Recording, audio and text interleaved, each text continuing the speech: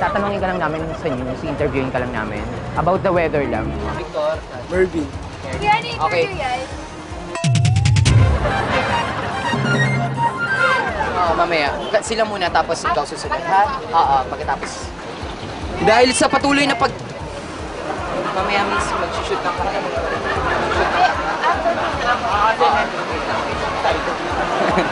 Excited ka?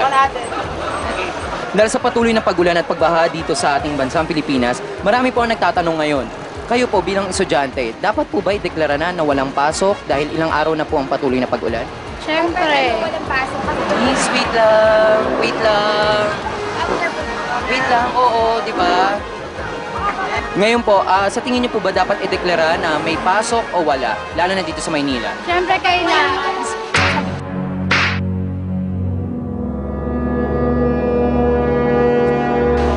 Kanina ka pa.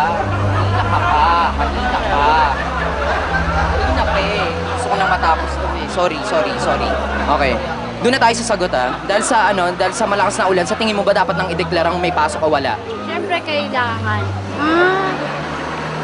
Kuya naman, ano ba to? Dahil po sa patuloy na pagulan at pagbaha, sa tingin niyo po ba kailangan may pasok pa rin ng mga estudyante ngayon sa paaralan? Siguro, dapat. Walang pasok.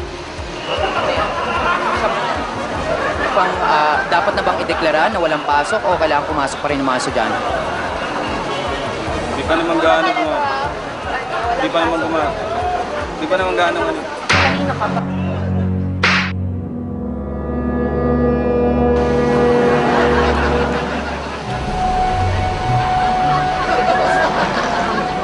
Hitin natin. Pagod ka ng tama.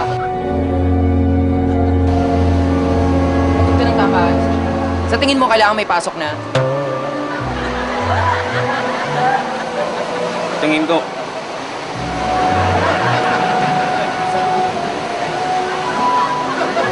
Anong pwede mong gawin bilang estudyante para mabawasan yung patuloy na pagbaha sa mga mabababang lugar? Siguro, Ano, mga maliit.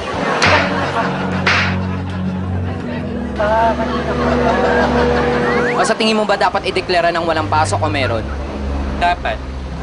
Dapat i-declare walang pasok. Kasi kawawa naman kami pag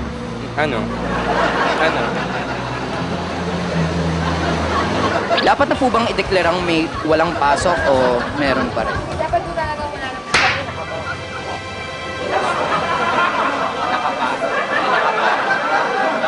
Ano po sa tingin nyo bilang estudyante magagawa nyo para malunasan po yung problema sa pagbaha?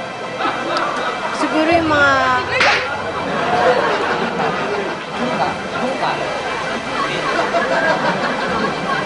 Pakisabi na lang po, manood po kayo Linggo. sa... Sa... Wow.